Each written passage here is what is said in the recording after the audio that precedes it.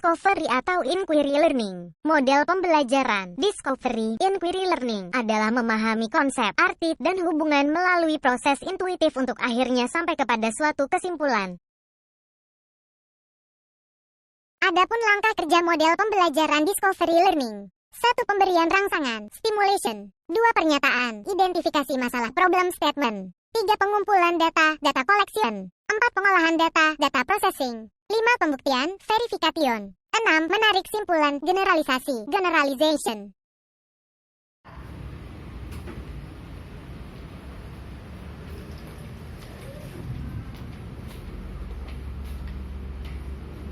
Selamat pagi anak-anak. Selamat pagi, Bu. Bagaimana kabar kalian pada hari ini? Kabar baik. Ya, bagus. Jadi ini merupakan pertemuan pertama kita ya, pertemuan tatap muka kita ya, di mana ini merupakan pertemuan kedua kita dalam pembelajaran. Yang minggu lalu itu kita bertemu dalam Zoom. Nah, terus semoga kita semua dalam lindungan Tuhan Yang Maha Esa. Amin. Oh ya, sebelum memulai pelajaran dirapikan dulu mejanya.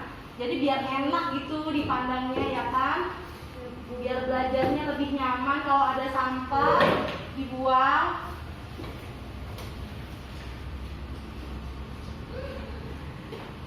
Ya, Rima. Ya, buang dulu.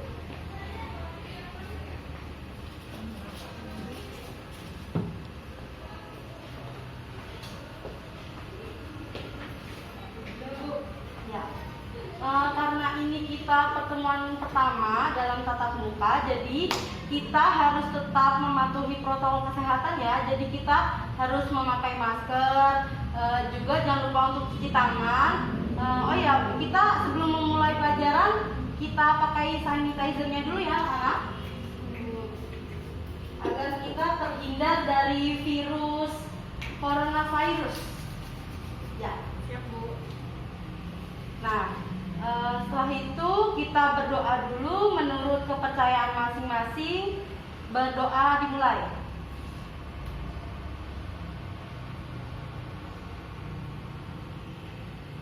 Ya, berdoa selesai. Sebelum belajar nih kita kayaknya kurang semangat gitu ya. Gimana kalau kita ice breaking dulu biar membangkitkan semangat kita? Gimana? Siap, Bu. Boleh, Bu. Bagus. Kalau masih ingat kan yang minggu lalu di Zoom itu kalau ibu bilang semangat pagi, kalian jawabnya apa? Pagi, pagi, pagi. Ingat? Ingat, Bu. Kalau ibu bilang semangat pagi, kalian ngomong gitu ya? Iya, siap. Semangat pagi. Pagi, pagi, pagi. Kurang keras nih, kurang bersemangat. Satu kali lagi ya. Semangat pagi. Pagi, pagi, pagi. Lepas dulu untuk kita. Nah, karena semangatnya udah balik lagi dengan ice breaking tadi, di sini ada yang nggak masuk nggak? Ada yang nggak hadir nggak sih hari ini? Nggak ada, Bu. Lengkap semuanya. Oh iya, good job. Hari ini pada semangat ya untuk sekolah. Semangat, Bu. Untuk pertemuan kita yang pertama untuk tatap muka. Nah, ada yang masih ingat nggak sih pertemuan minggu lalu yang di Zoom itu kita belajar apa ya? Saya, Bu. Oh iya, Rima, jawab. ekonomi. Oh iya, benar sekali. Terus minggu lalu kita belajar tentang masalah ekonomi. Nah, menurut Stefani, masalah ekonomi itu ada berapa sih? Ada 2, Bu. Yang pertama itu ada klasik dan modern. Klasik sendiri itu yang pertama ada teori produksi, ada teori konsumsi dan distribusi. Oh iya, benar. Tepuk tangan dong untuk Stefani. Yang Nah, tadi kan dijelaskan ya oleh Stefani kalau misalkan masalah ekonomi itu ada 2. Nah, apa aja tadi Rima coba dijelaskan? ekonomi klasik dan ekonomi modern, Bu. Nah, tadi kan udah dijelaskan ya oleh Stefani kalau ekonomi klasik itu tadi ada produksi, distribusi, dan juga ada konsumsi. Nah, sekarang coba tolong Rima jelaskan apa itu masalah ekonomi modern. Masalah ekonomi modern yaitu bahan penyedia alat membuat kebutuhan manusia terbatas, sedangkan kebutuhan manusia sendiri tidak terbatas. Ya, benar sekali. Applause dulu dong untuk Rima. Ya, nah benar sekali apa yang dikatakan oleh Rima. Jadi alat pemuas kebutuhan manusia atau sumber daya alamnya itu terbatas, sedangkan kebutuhan kita itu tidak terbatas. Jadi seperti itu ya, diingat ya anak-anak. Iya, Bu. Nah, jadi pada pertemuan minggu lalu kan kita sudah membahas tentang masalah ekonomi. Nah, saat ini kita akan membahas mengenai sistem-sistem ekonomi yang dimana tentunya materi ini berkaitan dengan minggu lalu. Nah, jadi kompetisi dasar pada pertemuan kali ini adalah yaitu yang pertama, murid dapat mampu menganalisis masalah ekonomi dalam sistem ekonomi dan menyajikan hasil analisis masalah ekonomi dalam sistem ekonomi. Jadi seperti itu ya anak-anak. Jadi pada pertemuan kali ini kita akan membahas sistem-sistem ekonomi. Ada yang tahu nggak sih sistem ekonomi itu ada berapa? Saya, Bu, saya tahu. Ya, tolong disebutkan Stefani. Ada 4. Ya. Yang pertama itu ada tradisional, yang kedua ada liberalis, yang ketiga ada sosialis dan campuran. Ya, benar. Jadi ada 4 ya anak-anak, yaitu ada tradisional, ada kapitalis, ada sosialis, dan yang terakhir itu ada campuran. Keempat ini umumnya banyak dipakai atau yang terkenal di dunia. Nah, lanjut ya.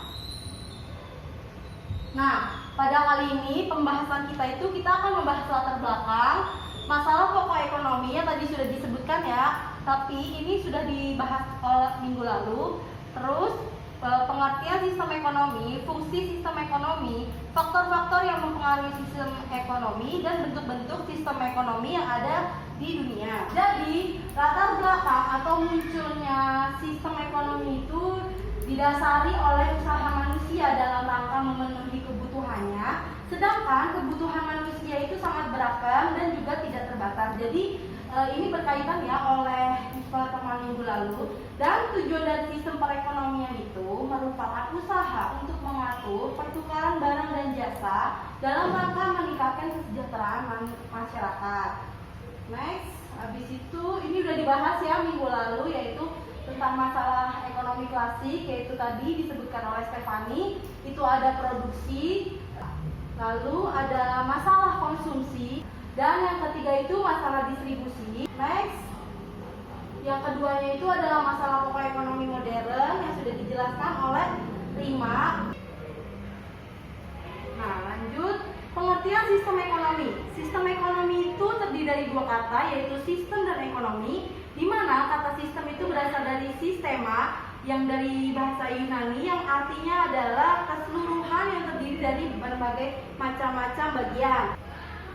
Jadi, sistem ekonomi merupakan perpaduan antara aturan-aturan atau cara-cara yang menjadi satu kesatuan digunakan untuk mencapai tujuan dalam perekonomian. Jadi, jika suatu negara tidak memiliki sistem ekonomi, maka tidak akan mencapai tujuan perekonomiannya.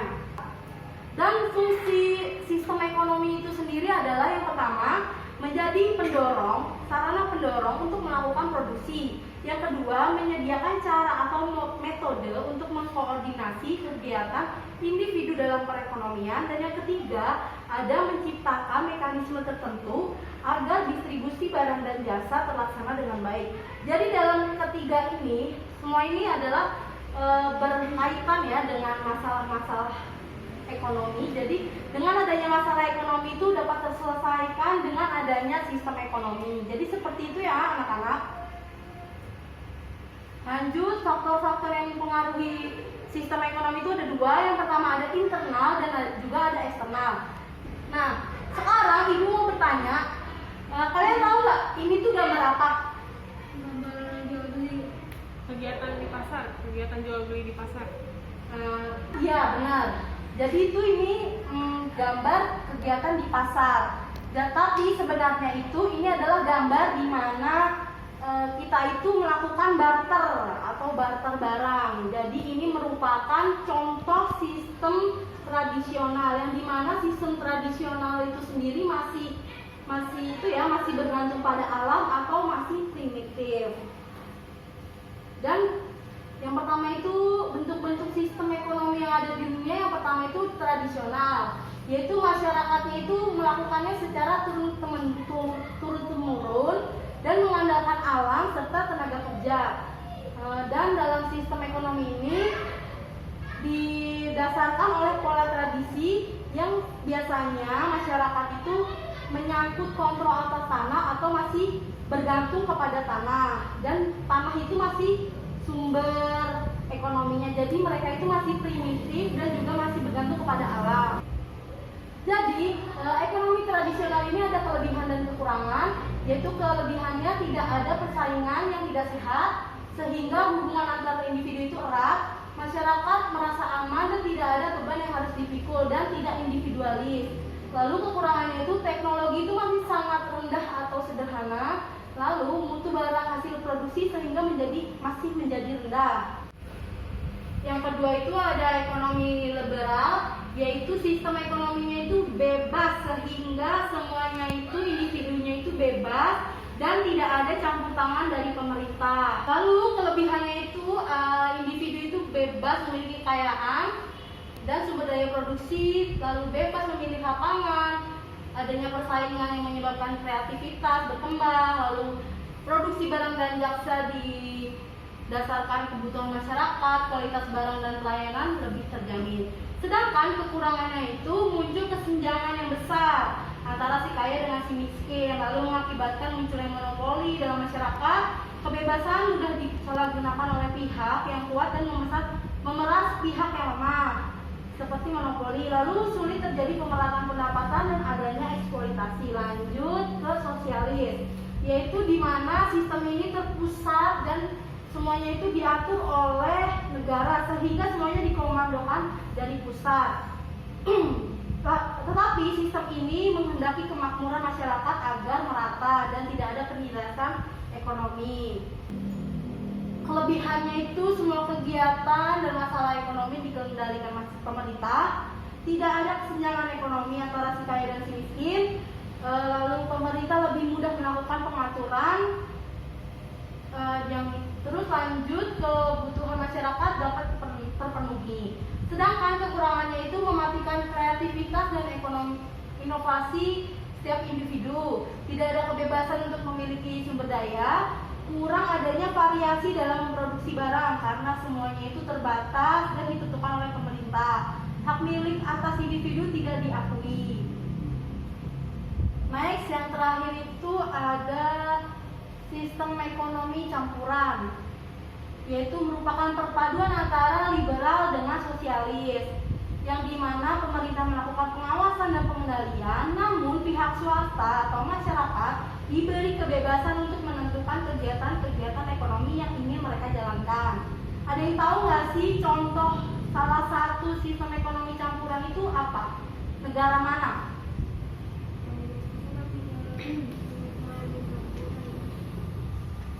Saya nggak tahu, Bu. Nah, jadi contohnya itu seperti Indonesia. Indonesia itu semua itu bebas untuk melakukan menjual barang, tapi masih diawasi oleh pemerintah. Ada yang tahu nggak nama sistem ekonomi di Indonesia itu apa? Saya nggak tahu, Bu. Iya, Stefani silakan jawab. Sistem ekonomi Pancasila. Ya, benar. Jadi di Indonesia itu sistem ekonominya adalah sistem ekonomi Pancasila. Kelebihannya itu adalah menghindari adanya monopoli, menghindari dominasi kekuasaan pemerintah. Pemerintah dapat memfokuskan perhatian untuk memajukan sektor usaha menengah dan kecil. Adanya kebebasan berusaha dapat mendorong kreativitas individu, dapat mementingkan kepentingan umum daripada kepentingan pribadi. Sedangkan kekurangannya adalah sulit menentukan batas antara kegiatan ekonomi yang seharusnya dilakukan oleh pemerintah dan swasta. Lalu peranan pemerintah lebih berat dibandingkan peranan swasta. Timbulnya KKN dalam pemerintah karena terdapat banyak sektor-sektor produksi yang lebih menguntungkan pihak pemerintah, sedangkan sedikit sekali pengawasannya. Jadi ini ada tambahan ya sedikit mengenai sistem ekonomi Islam. Jadi sistem ekonomi Islam itu adalah suatu sistem ekonomi yang didasarkan pada ajaran yang berdasarkan nilai-nilai Islam dan sumbernya itu tentunya dari Al-Quran, As-Sunnah, Ijma, dan Qiyas. Lalu nilai-nilai sistem ekonomi ini merupakan bagian integral dari keseluruhan ajaran Islam yang komprehensif dan telah dinyatakan oleh Allah Subhanahu wa taala sebagai ajaran yang sempurna. Jadi karena didasarkan pada nilai-nilai ilahi, sistem ekonomi Islam ini tentu saja berbeda dengan sistem ekonomi sosialis dan kapitalis. Dan sistem ekonomi Islam ini merupakan kompromi antara dua sistem tersebut.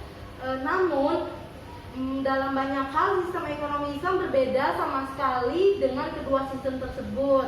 Sistem ekonomi Islam memiliki sifat-sifat baik dari kapitalis dan sosialis, namun terlepas dari sifat buruknya. Ciri-cirinya yaitu akidah sebagai substansi atau inti yang menggerakkan atau mengarahkan kegiatan ekonomi. Yang kedua itu ada syariah sebagai batasan dan untuk memformulasi keputusan ekonomi. Akhlak berfungsi sebagai parameter dalam proses optimalisasi kegiatan ekonomi.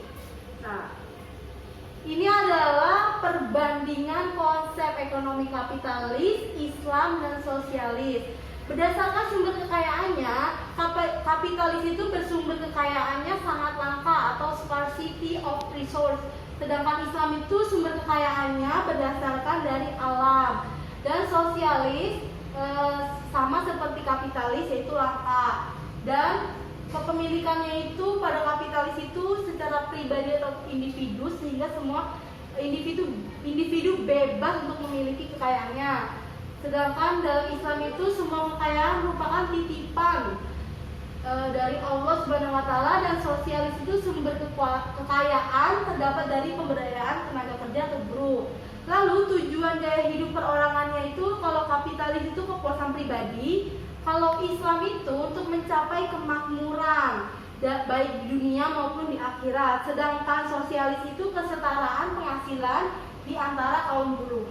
Bu, Ya, kalau misalkan contoh dari konsep ekonomi Islam tuh yang gimana ya, Bu? baik, Ibu akan mencoba menjawab ya. Jadi konsep Islam itu berbeda dengan konsep kapitalis dan juga sosialis.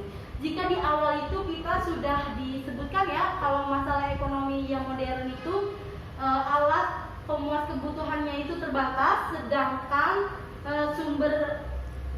kebutuhan manusianya itu tidak terbatas. Namun itu kebalikan dari konsep Islam. Jika dalam konsep Islam itu alat pemuas kebutuhannya atau sumber daya alamnya itu tidak terbatas, sedangkan kebutuhan manusianya itu terbatas. Contohnya itu seperti itu. Dan semua sumber kekayaan alam atau sumber daya alam atau alat pemuas kebutuhan masyarakat atau manusianya itu berasal dari alam, yaitu berasal dari Allah Subhanahu wa taala, dan itu semua adalah titipan. Jadi kita itu tidak memiliki hak atau kepemilikan, karena itu semua adalah merupakan titipan. Jadi seperti itu. Jadi udah mengerti, Rima?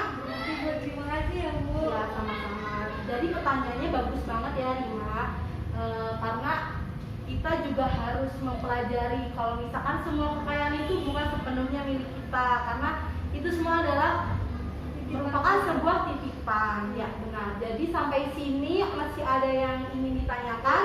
Bu, lanjut. Oh iya. Jadi karena kita udah selesai ya, hari ini kita akan lanjut diskusi. Jadi kalian masing-masing satu anggota atau satu individu itu mencari contoh negaranya dan juga sistem ekonomi yang dianutnya. Jadi sampai sini paham? Paham, Bu. Ya, silahkan dikerjakan ya.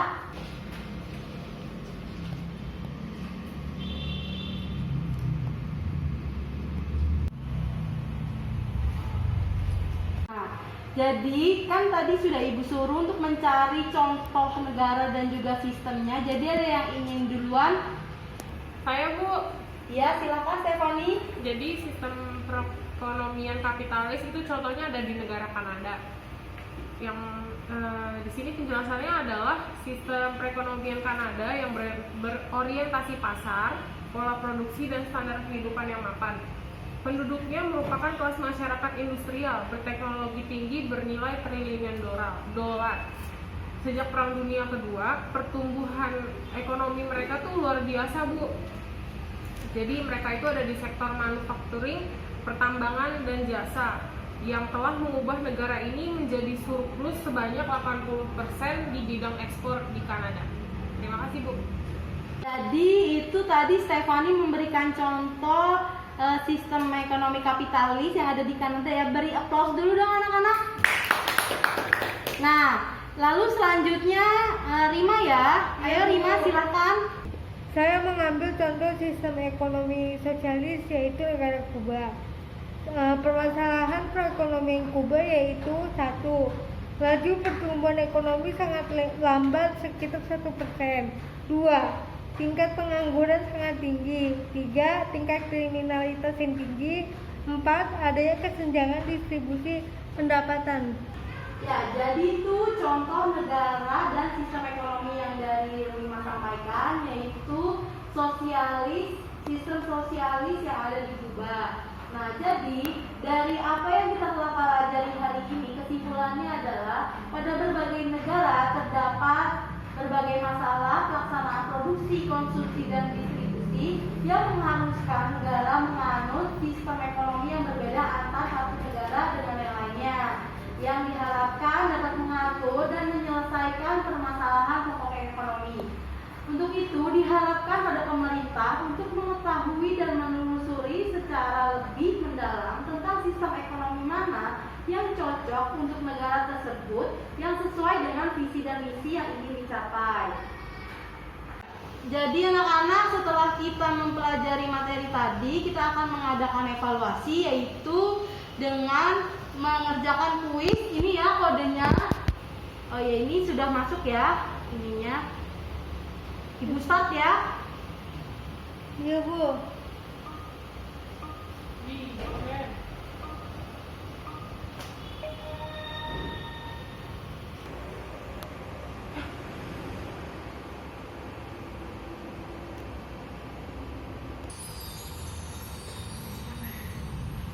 Question.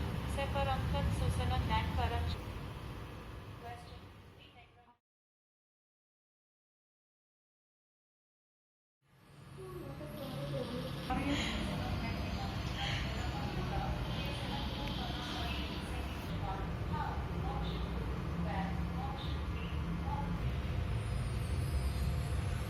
Nih bener nih gua.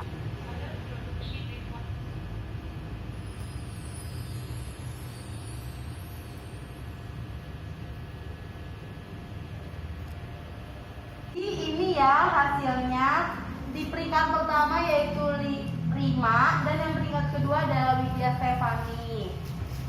Jadi untuk itu kita harus tetap belajar ya agar bisa menguasai pelajaran pada hari ini. Jangan lupa untuk mengulas kembali materi yang telah Ibu sampaikan pada hari ini.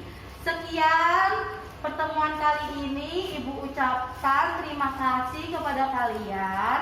Dan jumpa lagi pada pertemuan berikutnya. Selamat siang anak-anak. Siang, Ibu Guru.